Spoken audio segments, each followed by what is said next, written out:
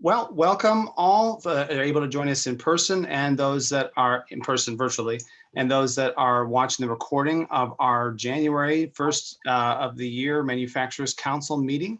We're very, very happy today to be joined by Ray Attiyah, Chief Innovation Officer with Clark Schaefer Hackett Business Advisors, I believe out of a number of regions in Ohio, Cincinnati, Columbus, and many other locations in Ohio. They'll be talking to us today about how manufacturing leaders are thriving in turbulent times. Where do you find talent? Who are the right people to hire? How do you engage your workforce? These are certainly common questions that all manufacturers, large and small, deal with on a regular basis. And we're very happy to have them here to talk to us today about that. I'm going to have Tara Amis, the Marketing Project Manager, introduce our speaker, Ray, today. And with that, I'll have Tara take us away. Great. Thank you, Matt. Let me share my screen here. I'll make sure everybody can see what we're doing here. There we go. Does everybody see the PowerPoint? Yes. Perfect. All right. Well, I'm going to go ahead and stop my video and get started here. So thank you again, Matt, for the time to spend here with you and your team today. We're definitely going to talk about how manufacturing leaders are thriving through turbulent times. I think you're going to have a really interesting session because one of my favorite people, Ray Attiyah, is going to be leading this. So let me just give you a little bit of information about Ray. It's nice that I get the pleasure of introducing him this morning, and I could give you the standard bio that, Ray's an entrepreneur and he was a plant manager, founded Definity Partners. He invests and owns manufacturing companies. He's the author of Run, Improve, Grow, which is a fantastic book. But all of those are really just bullet points on a resume. So let me tell you where Ray's heart is so you can learn a little bit about who he truly is and what motivates Ray. I got out of public education about 15 years ago and came to work for, at the time, what was called MMS, and that's where I met Ray. I had zero experience and very limited knowledge about manufacturing. Never did I think going from elementary education to manufacturing would be a permanent career change, but it's been 15 years now and I've fallen in love with manufacturing. And from the start, Ray really saw my drive and my passion for helping people. He doesn't look for the cookie cutter. He doesn't look for somebody that has X number of years of industry experience and a degree and this, that, or the other. He really looks for the value in the person.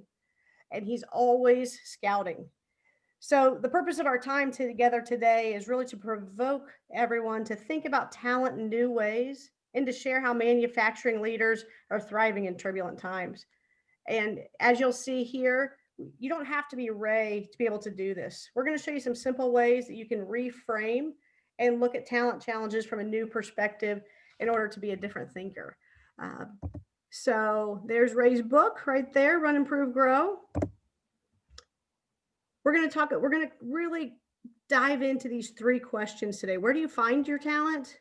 How do you retain your top talent? And how do you keep your team engaged?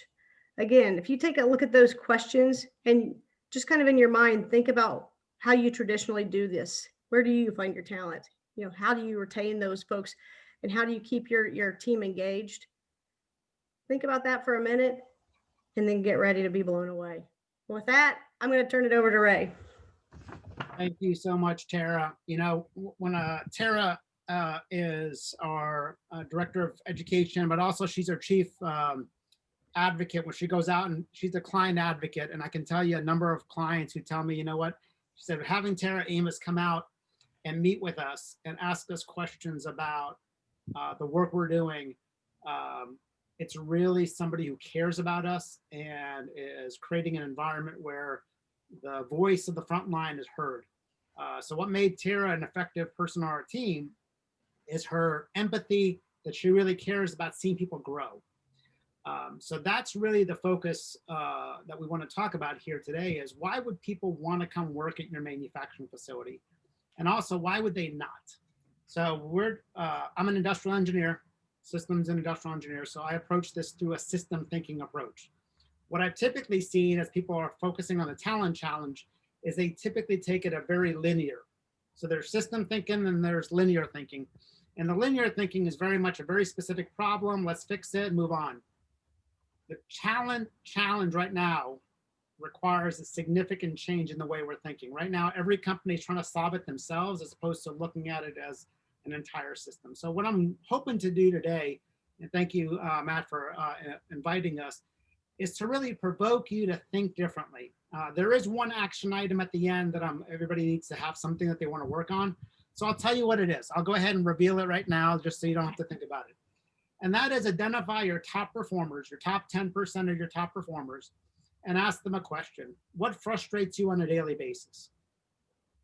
And why would they not refer other top talent who's reliable to work at this company? So what we're trying to do is identify the problems.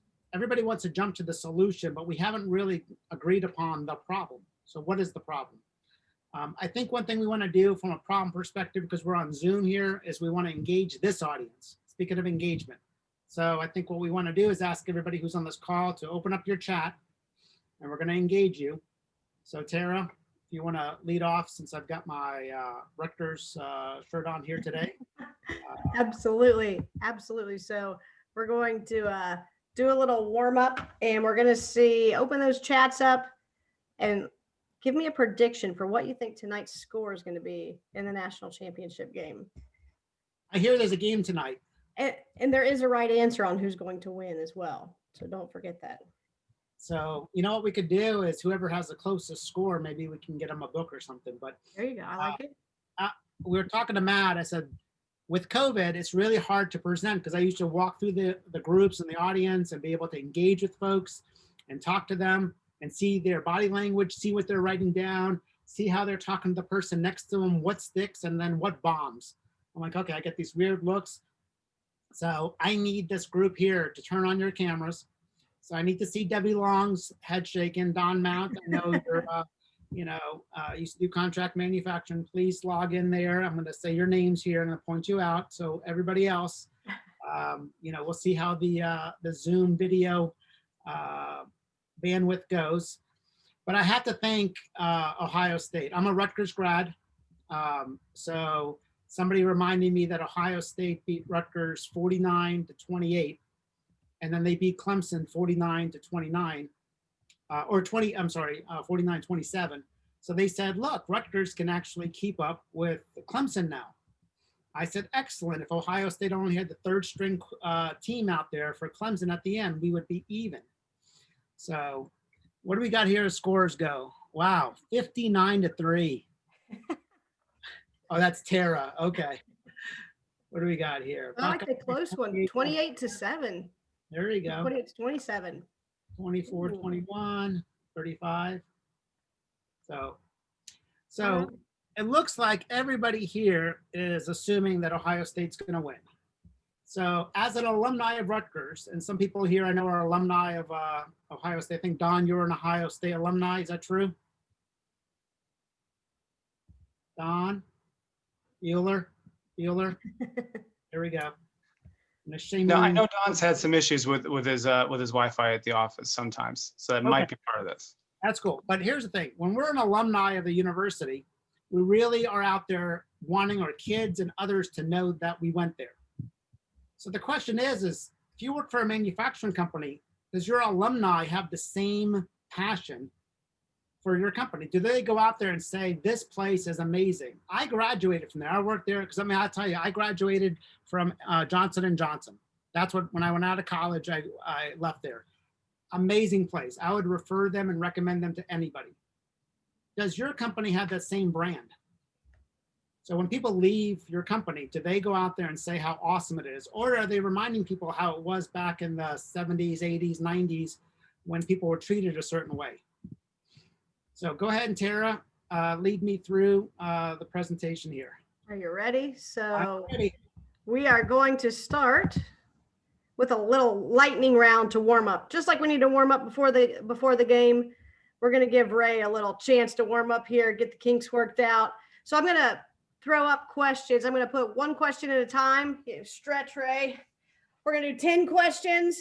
I'm going to give you about 20 seconds per question, and then I'm going to go to the next one. So again, we want to get our brains thinking here. When I talked about reframing at the beginning, take a look at these questions and really try to think how you would answer it, and then watch what Ray does. Type in the chats.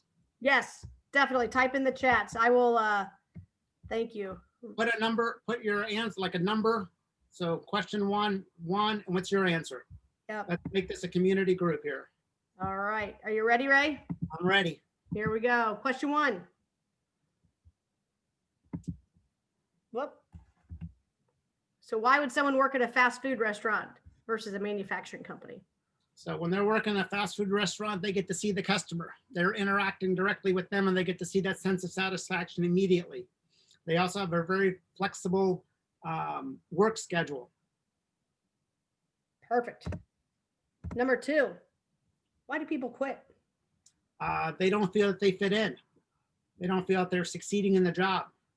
The schedule makes it hard for them to handle their home life. They work for a jerk. Perfect. Number three, why won't someone refer one of their most dependable friends?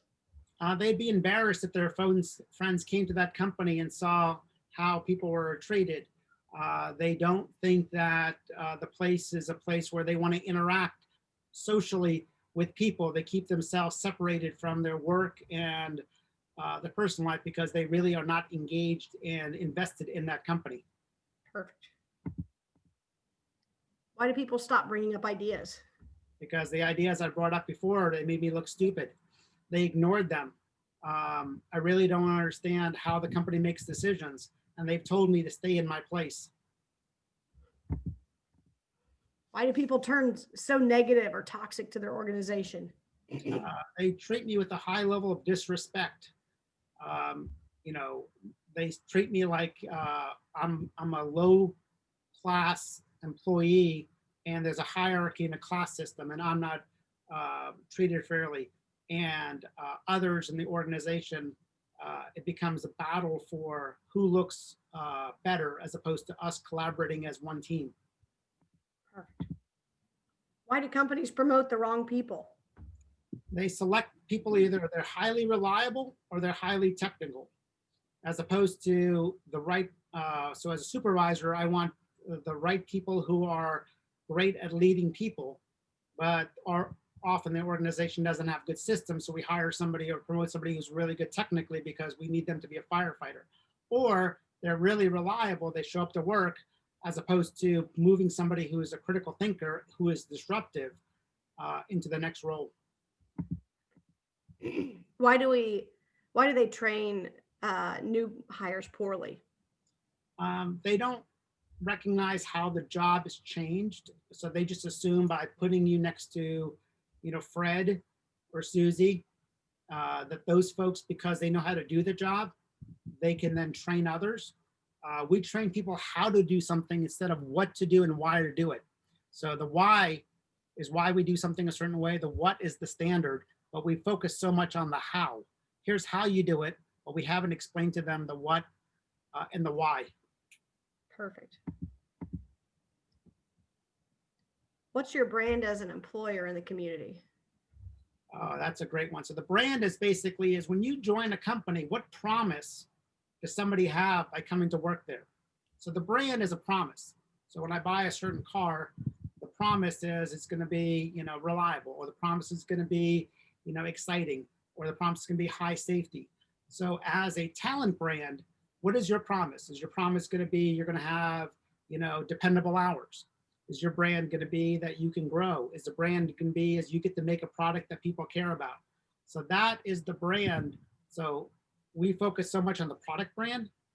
It's really critical to go back and assess what is the employment brand that we have out there, and be honest with yourself of what it really is. How do referral bonuses negatively affect or impact an organization? So it's interesting. A lot of organizations now are looking to increase diversity and equity in the communities. They're looking at poverty levels in different communities.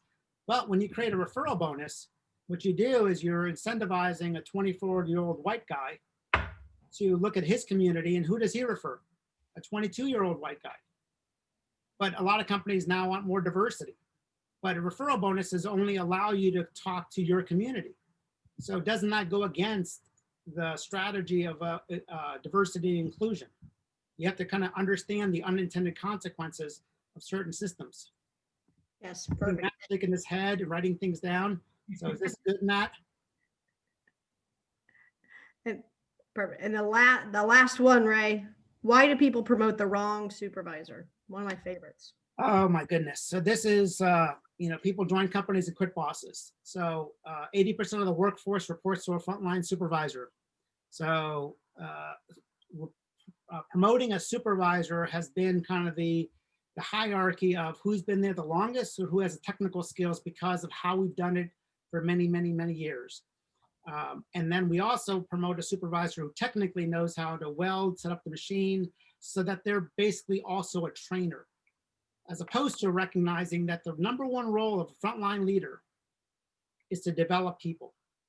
So the reason why we promote the wrong person is we have the wrong standard. Yes, perfect. Those were all great.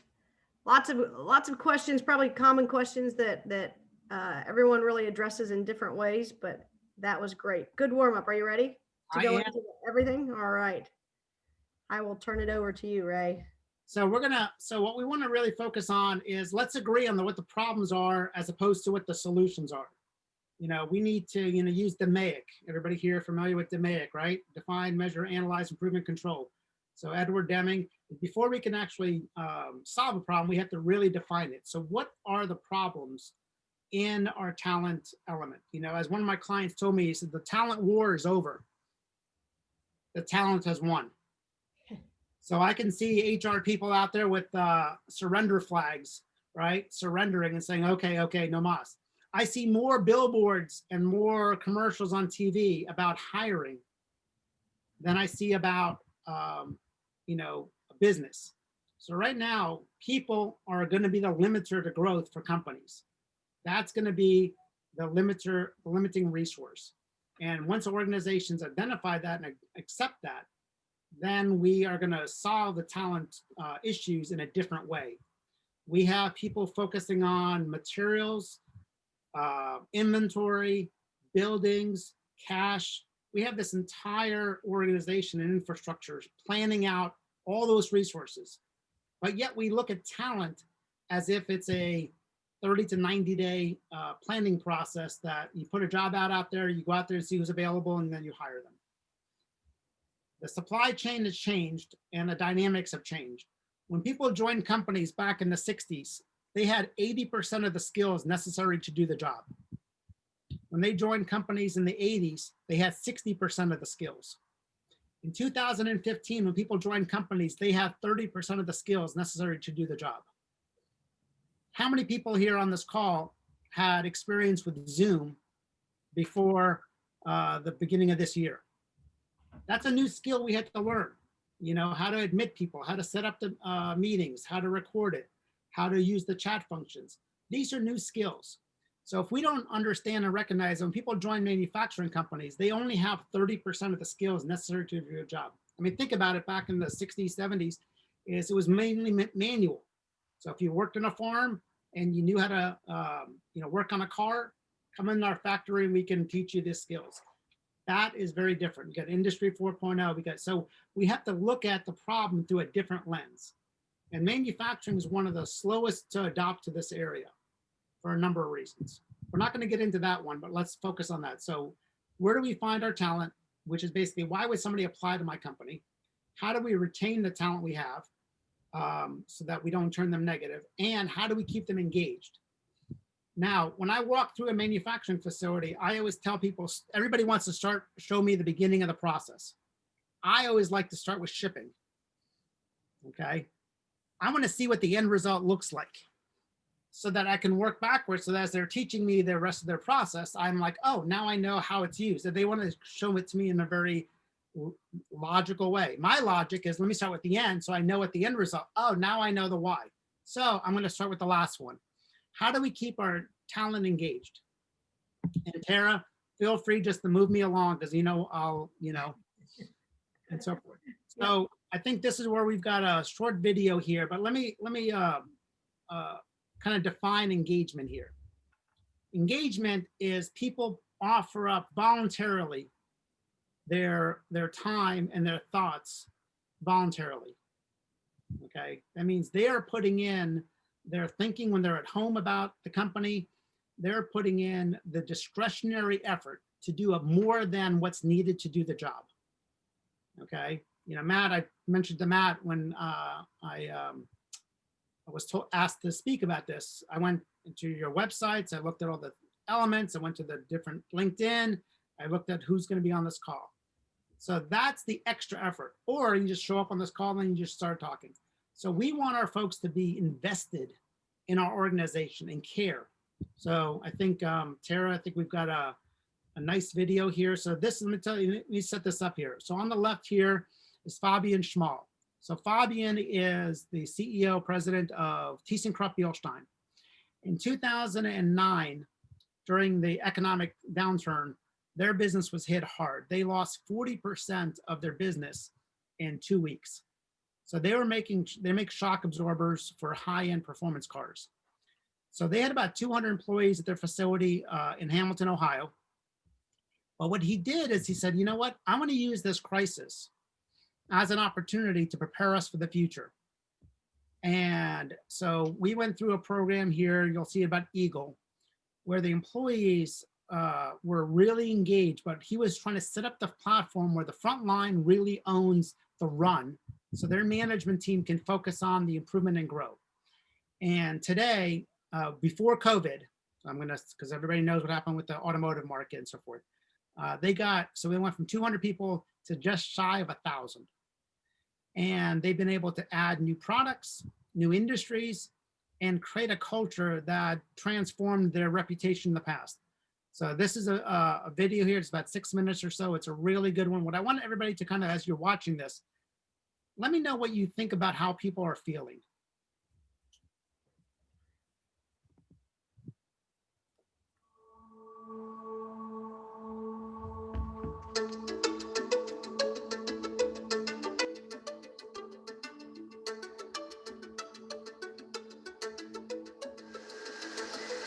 Back then, I probably didn't realize it was running as bad as it was, to tell you the truth. It didn't seem like it was running that bad.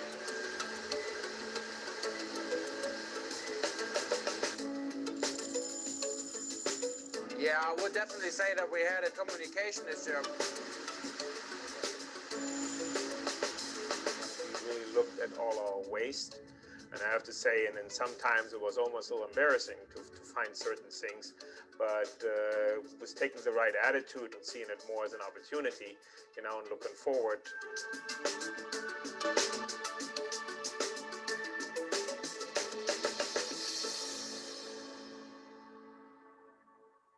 Well, it literally means excellence in America, growing lean with Bielstein employees. It involves making our processes leaner, I should say. When we start with the huddle meetings in the morning. So what else needs improvement from yesterday?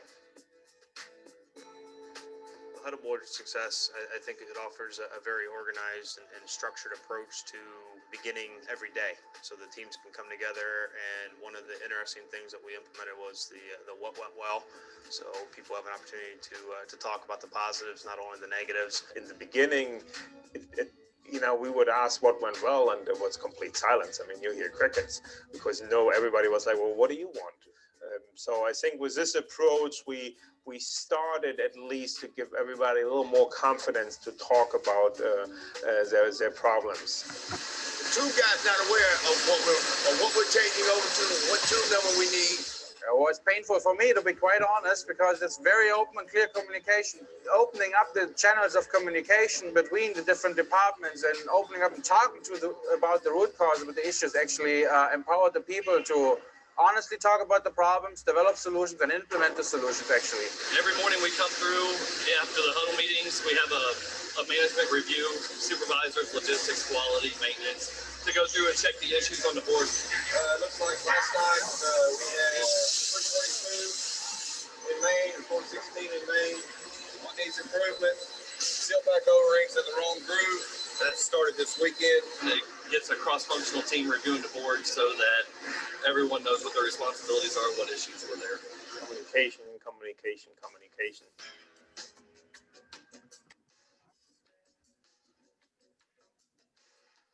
People depend on each other as a team. They work together as a team. And the teamwork, that teamwork atmosphere. Teamwork, there's a team spirit. Teamwork's a big part of the way we do things around here. It makes you excited to come into work.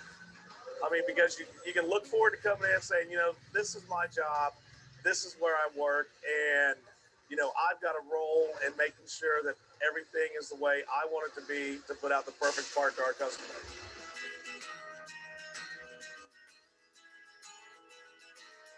You can see our OE has jumped probably in main assembly 18 to 20% in the last year or so since we started the Eagle project. It's about creating value for our customers. We are able to maintain a competitive sales price, maintain our superior quality, and in general offer a better value to our customers. We created some room for working on issues we always wanted to work on but never had time. For new developments, for developing new suppliers, for really spending some more time on training for the employees. The transformation Eagle is probably one of the best things that's happened to us in the last 3 or 4 years. I mean, it's made a big difference. Our productivity's up. We have, like I said, a lot of things get done now.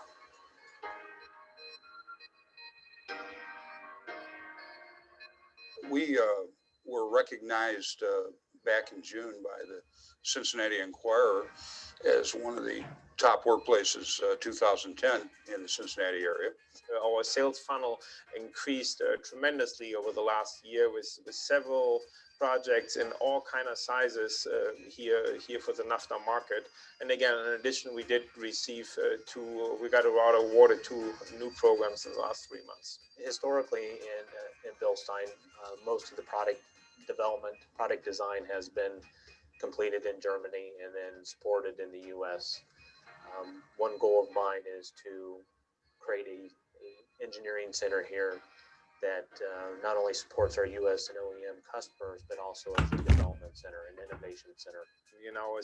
As a leader of a company, you always have to appear very, very strong, and you have to be always very certain. But that doesn't mean, behind what you show that you're not doubt yourself. So me personally, the last 2 years helped tremendously to develop confidence in what I'm doing. Bilstein has a page on Facebook. You can go over there and look at it anytime and say, these guys are talking about how wonderful the shocks are that I built last month.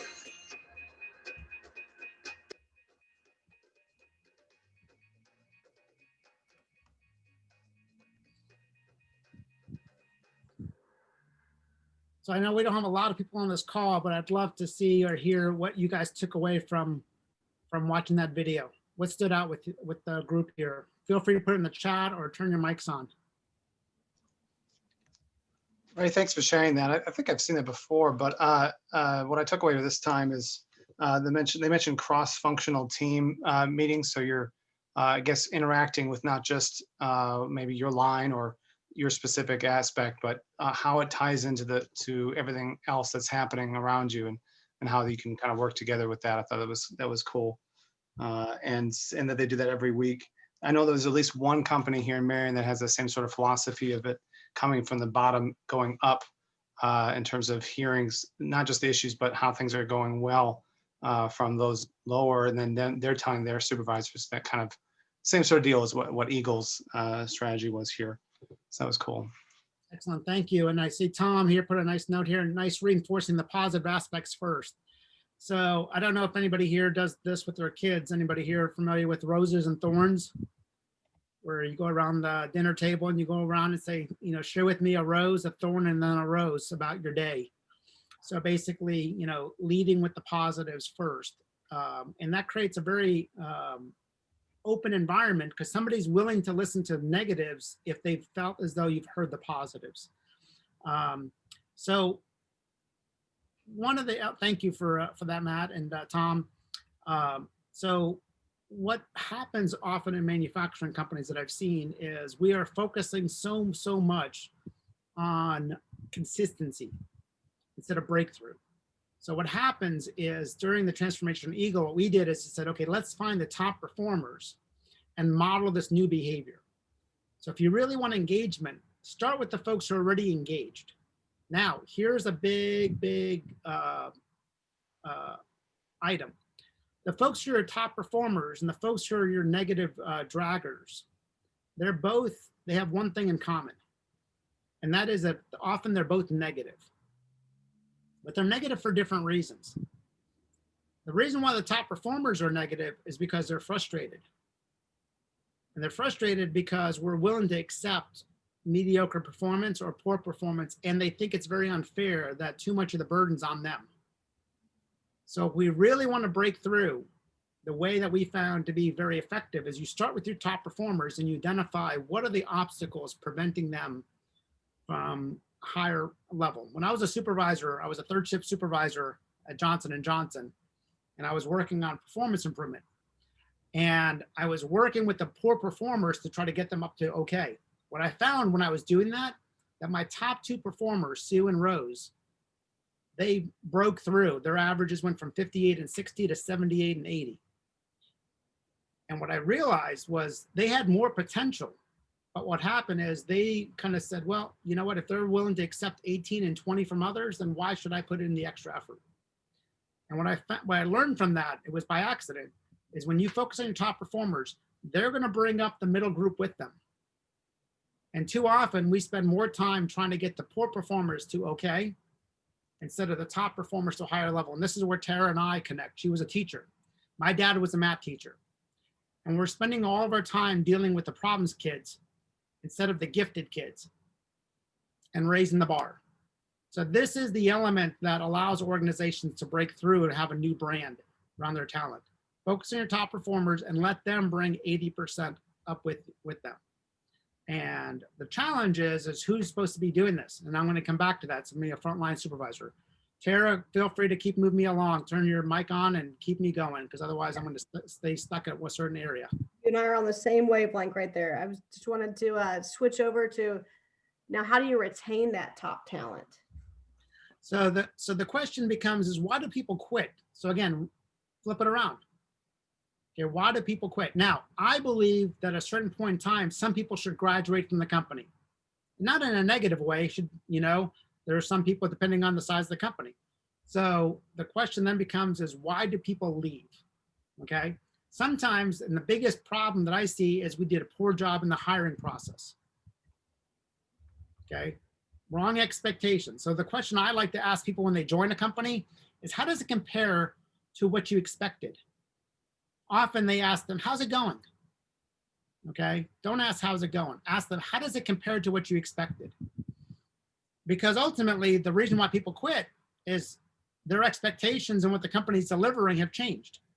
The question is, when did that happen? Did that happen on day 1, day 30, day 3, So you have to kind of really identify, why do people leave and quit? I think we're going to go to Jason Lockwood here. Yes. So I want you to listen to this one. Jason here was a client from 2003, and I love his reaction to kind of the run, improve, grow of. So I'll let Tara run this video here. Perfect. Yes. Thank you. It was hard for me to let go of the run because there would be times we say that's not being done exactly how I want it done, but be missing the sort of learning moment or the teachable moment that is presented by that. So let your supervisor or your department head try it their way. And oftentimes you may be surprised their way actually is better. And so really it was a good reminder for me that says, listen, if you're letting yourself get sucked into the run, who are you undermining? Who are you stealing that opportunity from? And when you look at it that way, that you are actually contributing to the lack of development, that you are contributing to this person not developing as an individual, developing in their career, it's because you're stunting their growth. Just take the plunge, right? Get out of the run business, focus your efforts on the grow. it was hard for me to let. So Jason kind of said it was hard for me to let go. So at some point in time, you know, there's an expectation that's missed. So one of the things I can tell you, I've got a younger brother, much younger. He's in that next generation millennial. He's expecting to be promoted in jobs in 6 weeks. You know, he doesn't understand and so forth. So exactly, yes. So the reason why people quit is they had a certain expectation, and at some point in time, that expectation was missed. Now, for some people, the schedule was not conducive to their family life, or somebody offered them a better opportunity for their career because they didn't know what their career path was. So what is my career path? You know, again, in the chat here, why do people quit? You know, the job itself was not what I expected. Here's one of the areas that I'm going to just kind of point out for manufacturing. Look at I saw a chart of the average ages. There's a big gap. So you've got these, you know, 20 some odd to, you know, 30, and then you've got this 55 to 65. There's a big gap of hiring that was missed for many, many, many years. I don't know if you guys are seeing that at other companies. And the new employees are being brought in and they're being hazed, just like employees who were hired back in the 70s and 80s. See, Matt's shaking his head, yes. So what's your reaction to that assumption? It's something I've heard, and it's certainly maybe it's happening more in manufacturing realm than in others. There's still somewhat of a good old boys mentality that sometimes creeps in, and that could, you know, definitely spill over into the training process too.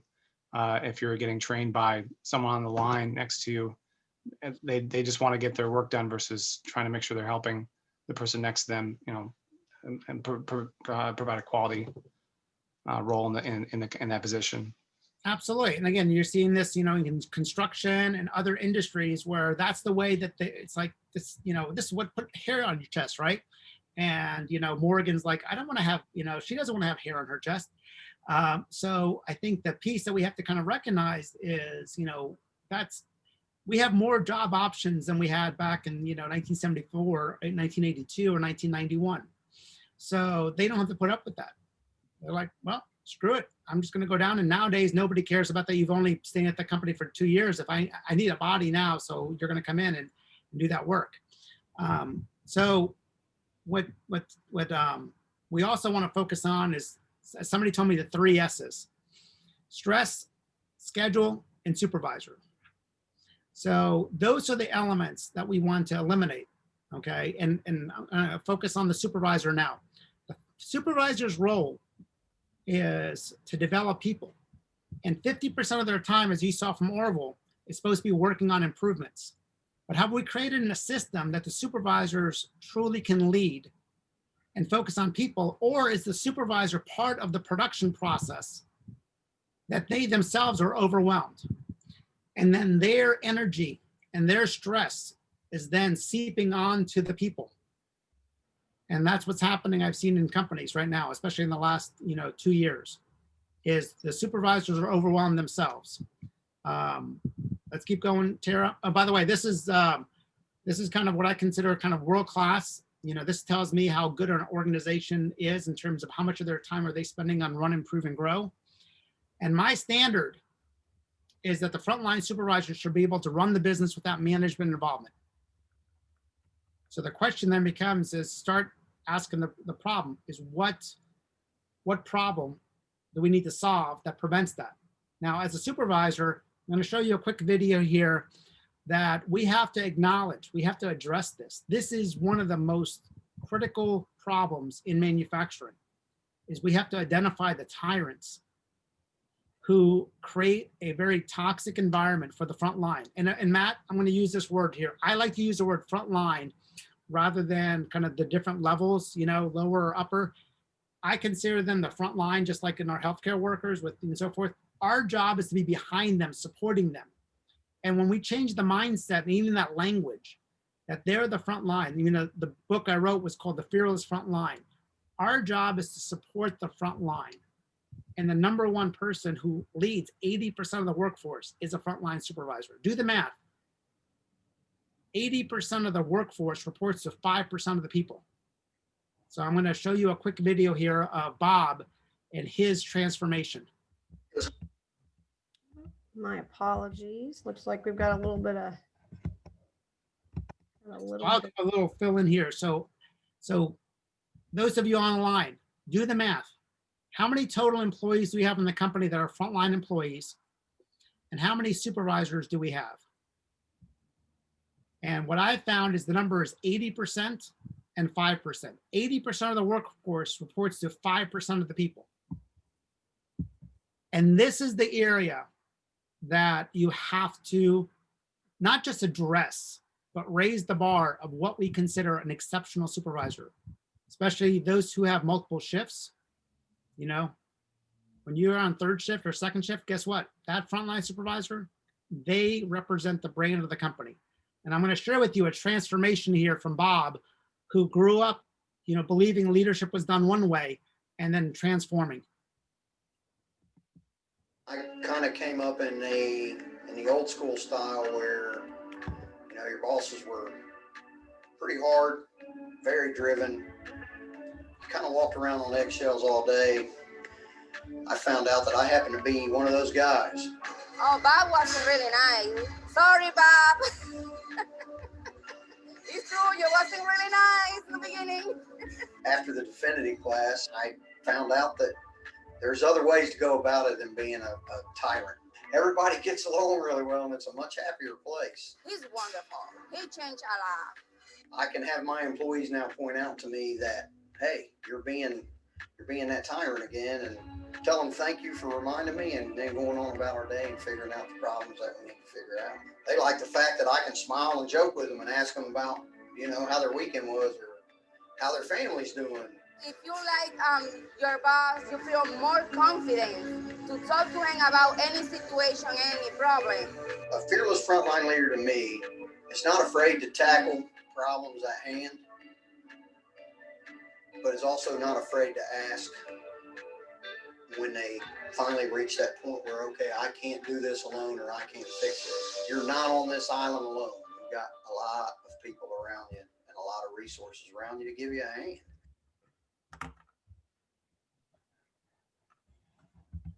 So one of the items that you guys saw from the video earlier with Fabian from Bielstein, I love the fact that he said there's some times where I'm not sure. And as leadership, one of the elements we have to say is be okay to say, I don't know. In manufacturing, often you have to have the answer. And what Bob just said there is he felt safe for him to say, I don't have to have all the answers. And I think the fact that Bob could admit that actually was a relief for him. I don't know, Tara. Agree. Yeah, Bob, I think, yeah, I totally agree. Bob was one who is part of one of the programs that we do. There's a report out at the end. Everyone has to give after they've gone through 90 days of coaching. And Bob got up in front of the audience, and I apologize, I don't have that clip, but he teared up talking about how he couldn't believe, looking back just over the past 3 months, how much he had grown and what a huge difference it was. And not just for him, but for his team, and actually even in his home life. He said, I didn't realize that some of the things that I was doing were putting such huge burdens and stresses on my team. Now I see that. It's like, my eyes have been open to this, and now I have a new way of leading. And he commented on, I've been in manufacturing, I think he said, for over 30 years, and he wished he would have had these skills and known this at the beginning instead of now more towards the end of his career. But just amazing transformation with this gentleman. And you notice that he's leading a different organization. He's leading different people, a very diverse group, more women, different standards, so what was acceptable and what was even though it wasn't great, it was acceptable. Now it's no longer acceptable. So, all right, Tara, why don't you kind of continue to lead me through here? Because I think the Morgan video is going to be a good one. It is. And Leah, let's you want me to just go ahead and show that right now? Or you want to tell us a little bit about Morgan? So let me tell you about Morgan. So you tee that up while I'm doing that. All right, perfect. So one of my hobbies, if people want to look me up here, you can look up Ray Attiyah poker. Okay. And so I'm a huge poker player. You know, some people like to golf, some people like to go to Ohio State football games. I would go to the World Series of Poker. You'll see me on ESPN beating Phil Hellmuth. So for me, poker is a lot like business where you're making decisions with imperfect information. So when I play, I go and make sure I park at the valet, because I don't park in the garage, because that's where you get ripped off as you're walking around out with a lot of money. So I like to park at the valet. And one of the people that I met there, her name is Morgan, and she was working there for years. Amazing person, fast, respectful, communicative, happy, smiling, but she didn't really have a career path in the valet. So we got into talking, and I connected her with Upside Manufacturing. I said, you know what, go up there and just talk to them. See if there's an opportunity for you to have a career there. And ultimately at Upside, we hire people who are respectful, who want to learn and want to be part of a team. We don't need people who ever welded. I don't need people who are machinists. I don't need people. So this is one of the big issues that I've seen in, you know, community colleges, what I've seen with the nonprofit organizations, what I've seen with the MEPs, is they're focusing on solving the skills issue. I don't think that that is the problem. I think what the manufacturer will say, we'll teach them the skills if you give me a reliable person. Okay, and again, this is the hypothesis I'm working under. You give me a reliable person, a respectful person, and somebody who wants to grow and learn, and we will make them a great welder machinist, but they're a great person to begin with. And Upside Manufacturing is a company that we partner with on our leadership program, okay? I am the primary investor who helped start this company as a proof of concept. Today, they've got between 60 and 70 people. They've grown every year for the last 10 years. And on the right here is Danny. Danny came to the company without any welding or machining experience, but he is an awesome person. The supervisor who was retiring said to him, you should take over, be supervisor. He had the least technical skills, but the greatest people skills. So check this out between Morgan and Danny here. In here, I feel like I have the chances to move in any direction that I want here. I just recently started welding, so when we get backed up, I jump over there and I help out. I know that there's the opportunity to either go to that or advisement on things and putting in my input. Ownership gives people a sense of responsibility. Responsibility gives the sense of I'm important. The more responsibility a person can have, as long as it's not an overload, really shows that you trust and care that person can do it. In general. So I can tell you, that's Morgan. Okay, again, she's in there. She feels part of the team. So the question is when you hire new people, do they feel part of the team, or do they feel as an outsider? That they don't connect, they don't belong. You know, I can tell you I've gotten to situations in whether it's golfing, and I didn't feel like I belonged. These folks grew up playing golf.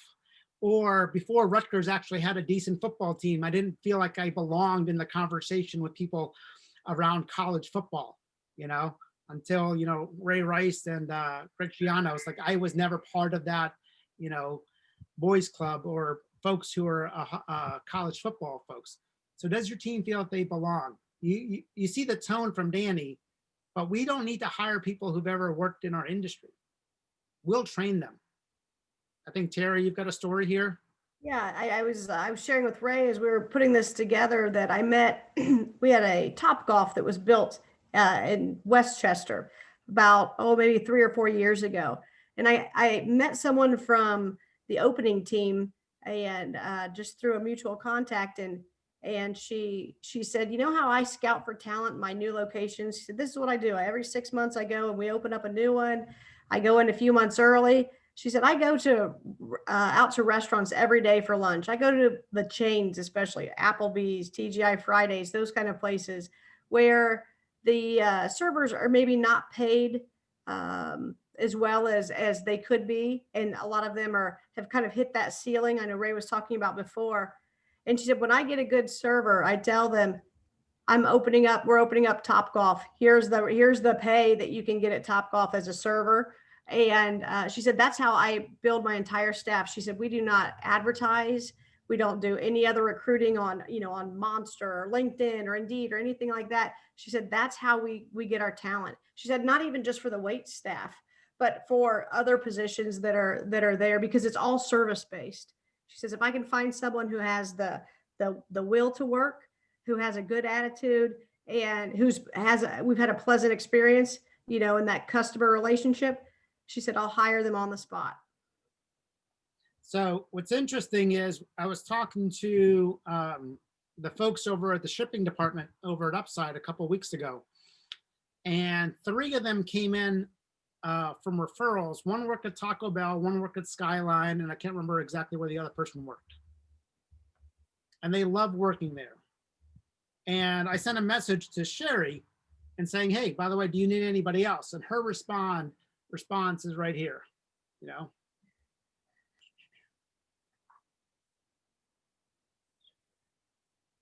I mean, how many manufacturing companies, and by the way, last year, they grew 30%. How many manufacturing companies do you know that's growing 30% and the HR person's like, I'm good for now? Okay. Matt, what are you guys seeing in your community? Not many. Everyone's trying to hire as many as they can. And so we've made it a point of being selective, where we're looking for responsible, respectful people, but we do it very proactively. Like we start scouting. So when you start recruiting, when a job is filled, as opposed to, maybe we should start it and having a pipeline. And I think that's the piece that we want to talk about. Lastly, is we need to identify talent, not as a 90-day hurry up and fill the position, but rather as a planning process. We plan in manufacturing materials, equipment, building, capital, years in advance. We think through our equipment, we think through our extrusions. But when it comes to talent, we do it very reactively. We don't do it in a very methodical approach. And also, especially in a community, maybe in Marion, you can't really just go to the local Bob Evans and recruit everybody out of there, because then you only have a limited number of people. So the challenge that I have for this organization is look at your total needs in manufacturing of what you need to hire in the next 5 years, and look at it as a systemic problem that you need to solve together. And I say problem in a good way. I like the word problem. Everybody kind of says it's a negative. No, I like it in a good way, right? It's a problem, but we have to define the scope. If we're Amazon and said, okay, we have this many deliveries, I need to figure out how many warehouses I need to build. So the question is that how many people do I need to recruit total, and where is the current system broken? And if we don't have it as a data-driven approach, so, how many manufacturers are in the general area? Matt, just give me a range, just not in the chamber, but overall. Maybe 80 or so. Okay. So 80 companies. One of my clients told me 35% of their workforce is retire in the next 5 years. So when you add up retirements and you add up growth and you add up turnover, that needs to be the number of people that we need to be hiring. If we don't know what that number is, then how do we know our solutions are going to fix that problem, as opposed to just band-aiding it as we go? So we need to be building the infrastructure as a talent strategy, as a community, rather than every company by itself. Yeah, and I know, Matt, you pointed out that there are a lot of fantastic resources in the community between the Ohio State Extension and MAWAC and some other places like that. To Ray's point, if those organizations are not on the same page and don't have the same set of data they're working from, how do they make the right decisions? And how do we know what the capacity is? You know, do you need 5 people through that program, or do you need 500? Totally. Yeah, we're very lucky to have some really quality education institutions here in Marion County working together to try and provide that information. And our Job and Family Services, Jobs Ohio folks are fantastic at helping pull all this together. But MTCs also has access to some really cool demographic information to help our manufacturers kind of make some strong decisions in terms of money, salary wise, and training wise. So we got a lot of tools that we're trying to always look and see if we're using them the best way, or what's the next way we can use. So one of our clients, so one of the big strategies that I've thrown out there to our poverty community here in town, or collaborative, is really the concept of career bridge.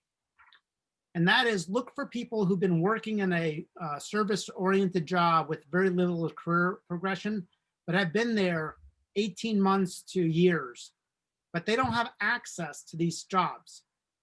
And then build a bridge where they actually get access. So for example, one of our best clients, Vega, they hired a gentleman and a couple of folks who worked at Chick-fil-A. One of the gentlemen's been at Chick-fil-A for 16 years, but they didn't have access to these jobs. And when he first, took the online test, did not score very well on the math. But because he had 16 years of being reliable, they gave him credit for that and said, okay, we'll work with you on the skills. Because if you give me a reliable person, I can turn them into a very good employee. So I think that we have to look at this, as a system approach. And again, the same thinking that created this problem is not the same thinking that's going to solve this. And if we have to say, okay, where's the talent? And here's the other area. I don't think we should be focusing on the folks who are unemployed. I think we need to focus on the folks who are underemployed. They've demonstrated that they have been reliable and they want to work. Now, are you guys familiar with the cliff effect at all? So the cliff effect basically says that once somebody, if they're getting any type of government support, once they get a certain amount of money above that, they lose support. So there's some systemic issues that have to be solved as part of that as well. And I have an idea around that if you ever want to talk it offline. But we have to see those problems and can't just ignore that and say, okay, well, I can't fix that, so and so forth. Yeah. So we really have to kind of break through the thinking when it comes to talent. So again, the one action item I would tell everybody to do is sit down with your top performers, identify your top performers, really figure out what frustrates them on a daily basis, remove that obstacle for them, and then ask them, why would they not refer people? And give them the ability to say what they're, so those should be the 3 things that if everybody wants to kickstart it, because everybody's like, okay, manufacturing, they need an action item to work on. There you go. So with that, I think that concludes how we're doing on time here. Let me look here. Got it. Perfect. I don't know if there's any questions that anyone has, either in the chat, or feel free to open up your video. If anybody has any last things for Ray.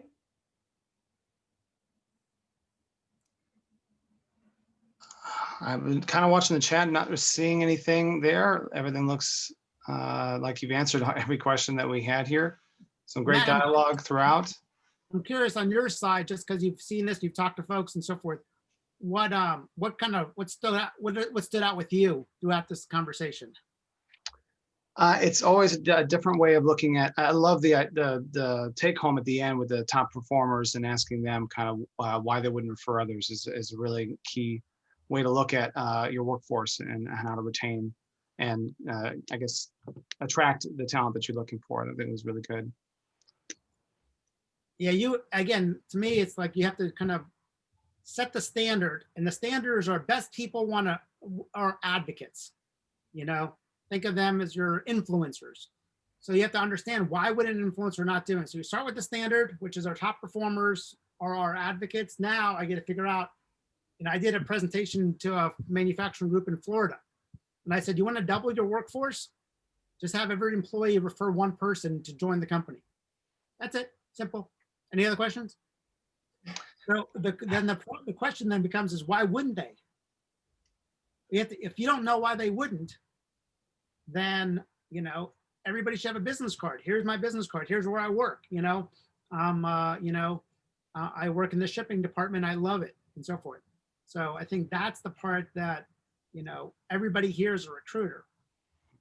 Especially as we're, again, coming out of or through this pandemic and ramping back up all of this, it definitely, this is the time to be thinking about this. So I'm really glad that we had Ray and Tara there to help us through this. Some great presentations, some great questions. I do see 3 new messages. And thank you, Tara, for all the work you did on the presentation. She kind of guides me on this. So always a pleasure. We'll make sure, Matt, we send you the PowerPoint and the contact information. If anybody would like to reach out, make sure that they have all of that. And I want to also introduce here, I'm going to have Debbie. Debbie, can you turn your video on here? There we go. So Debbie Long, so you mentioned Matthew. So we have offices, yes, in Columbus, in Cleveland, in Toledo. And Debbie is actually located in the Central Ohio, Columbus area. So thank you, Debbie, for joining us. Absolutely. Thank you for the presentation. Matthew, thank you for inviting us.